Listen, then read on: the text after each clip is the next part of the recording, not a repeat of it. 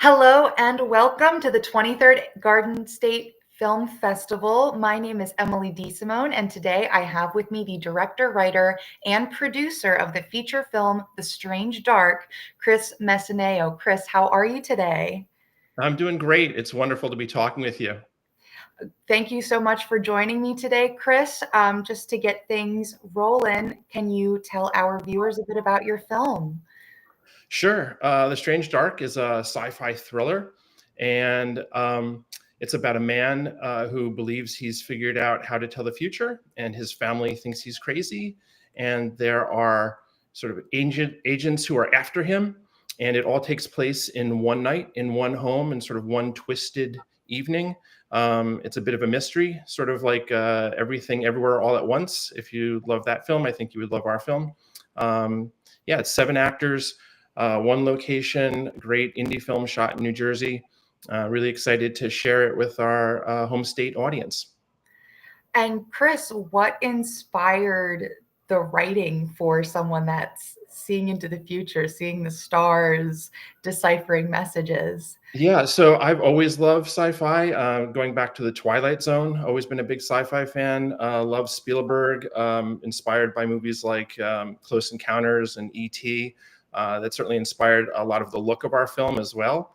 But I've been writing my whole life. This is actually my 13th feature-length screenplay. It's just the first one that I've actually shot. And so as far as the direct inspiration for this story, I literally just imagined a moment of a man coming home and telling his wife, "I don't do for a living what you think I do for a living, and we need to go now. We're in danger."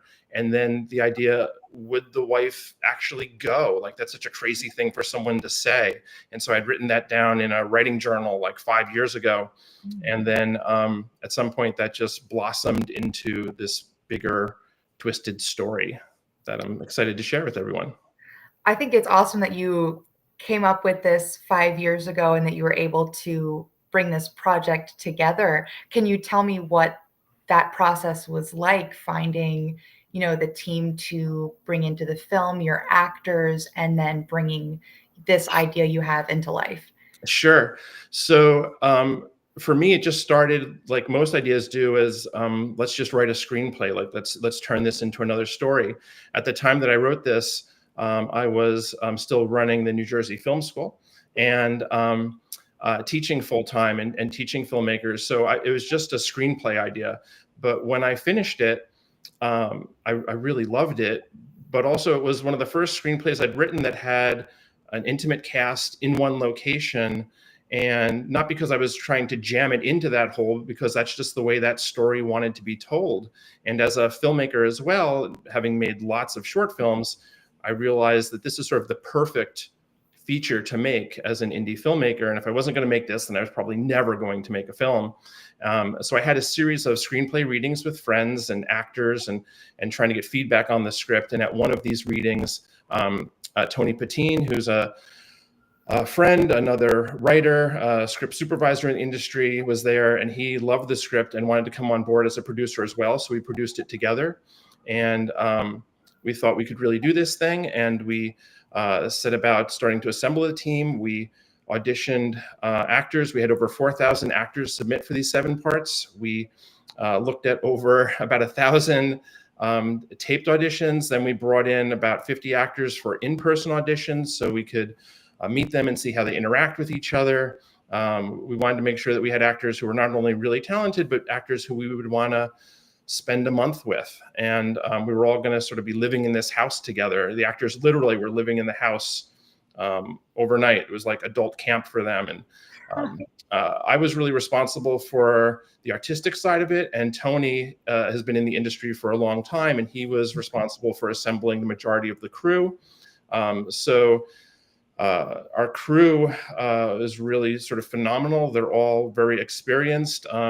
For example, our cinematographer, Teo Maniaki, is not only brilliant, but he had just come off shooting Fallout for Amazon. So he came off shooting this like $150 million project to then make our little $150,000 film. but I think all the crew really embraced it, and they all on their journey up had worked on indie projects, and so for them it was fun to get back to working on something indie again, where everyone was there because they loved the story and they loved working with each other, and it felt like a real sort of film family. Well, having watched, I thought the cinematography looked fantastic. So he did a great job. I mean, as have you. I have here that you own and directed, as you mentioned, a film school in New Jersey. Would you like to let our viewers know a little bit about your background with that? Sure. Yeah. So I in my 20s, I was really just focused on screenwriting and had some success there. And then in my 30s, I started doing indie filmmaking and making shorts and music videos and commercials and corporate videos. And as I was doing that, I was starting to have more success. And then I was teaching at like libraries and lecturing at schools, and I realized how much I loved sharing my knowledge. And especially when I was doing this like 20 years ago, I realized that there was no film school in New Jersey for people to learn indie filmmaking. You always had to go to New York City. And so I talked to my wife and I said, someone's going to start a film school in New Jersey, and if it's not me, I'm going to be really upset. So we started the film school. Ran for 15 years and taught over 1,000 students, kids, teens, adults.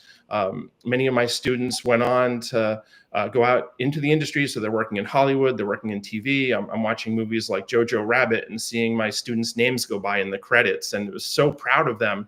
But at the same time, I spent 15 years so focused on teaching others filmmaking that I had stopped filmmaking myself. So doing The Strange Dark was a chance for me to sort of pause the film school and focus on making my own work again. And what was especially touching about it all was that we needed to crowdfund to raise most of the money to make our film. And 90% of the donations we received came from my former students who are often California and New York, and who had been moved by their journey at the film school and then wanted to support their former teacher as he was going, kind of really living his dream of making my first feature-length film. It came with a bit of pressure because I always felt like when I was making the film, I didn't want to let them down. It felt like it couldn't be bad, right? Like I taught these people for years, and if I made a bad film, they were all going to be like, "Who taught us?" Like, So I was a little nervous that way because I hadn't done it for a while myself. I mean, we made films at the film school, but to do it again like this was really pretty special. Well, I think that says a lot about the impact that you had on them and probably still do have on them as their educator. So that's something to feel very proud of. Absolutely. So, with that, how did you find the Garden State Film Festival? And, congratulations on your submission being accepted and that we're, screening your film. So how'd you find us? So I actually have a long history with the Garden State Film Festival. Obviously known about it from the beginning and so connected to the state, both with the film school and living here my whole life. We at the film school, as we've been making films, we would submit them to the Garden State Film Festival. So I think about half a dozen of films that were shot at the film school actually played at the Garden State Film Festival. One in particular, about 10 years ago, actually won for Best Short. But then my students as well, obviously all New Jersey students, have submitted films to the Garden State Film Festival. And I think they've had probably about 36 of my students have had films play at the Garden State Film Festival. So it feels like it's our home state film festival. Of course, we would submit here, and this is our New Jersey premiere of the film. So it feels very special to be able to share our film with that local audience, especially like in our own backyard. Like I think we're going to be screening, like a couple towns away from where the film school was, and that's very, very cool. Well, thank you so much for, being a part of our home state, and we feel so honored to have you with that. So, what is it then that you want your audience to get, your local audience from New Jersey to get from The Strange Dark? Well, I think for me, the most exciting thing about indie films are that they're made by people with individual, unique voices, as opposed to some Hollywood films that you kind of know the formula, or it's adapted from something that you're already familiar with. You kind of know who's going to win, you know who's going to lose. It can still be a fun journey to go on, but it's not surprising. I think when you see an indie film, especially like The Strange Dark, that's filled with a lot of twists and a lot of surprises and really talented actors who you're not as familiar with, you're not really sure what's going to happen next. I think, halfway through our film, you're going to have a lot of questions and they'll all be answered by the end. But I think it's fun to see that kind of movie where you're just taken on a surprise, twisting journey. And that's what we try and do with The Strange Dark. It is not a film that's filled with morality lessons or it's really about a fun, exciting, twisting, surprising mystery. I don't want to tell you anything about the actual story because I think it's so much more fun to see our film the less you know. But that's what I want. I want people to have fun. So I mean, I know when I watched it, I had a lot of fun watching it. So Cool. I'm really excited to watch it again on a bigger screen with plenty of people who have not had the opportunity to see it yet. So while I have you for a little bit longer, what is something that in the many years that you've spent in film, something that you learned, an obstacle that you overcame that you want to share to people that are just starting out, or maybe it was like one of the first lessons you gave to your many students? Yeah. So one of the biggest lessons for me doing this is the biggest project I've ever done, is to surround yourself with really talented people. When I was at the film school and I was teaching filmmaking class, typically as the teacher, I was sort of the most experienced person in the room, and that's what you would want from a teacher.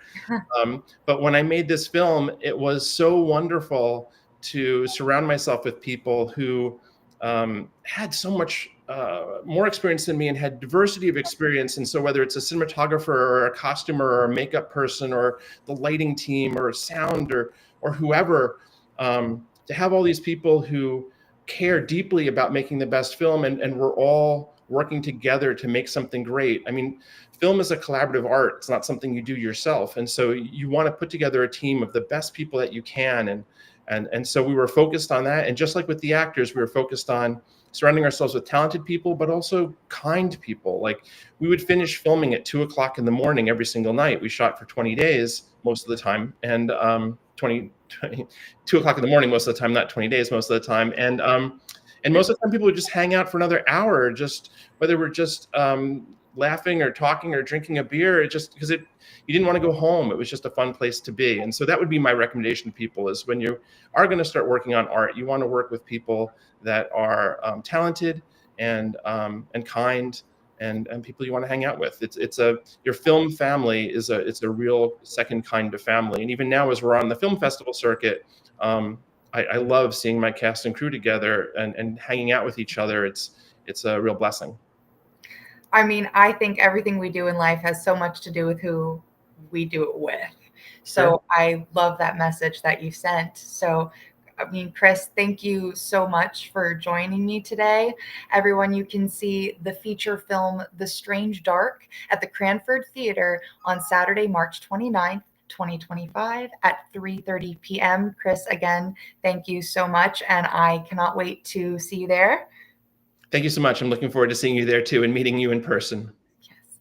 Bye, guys.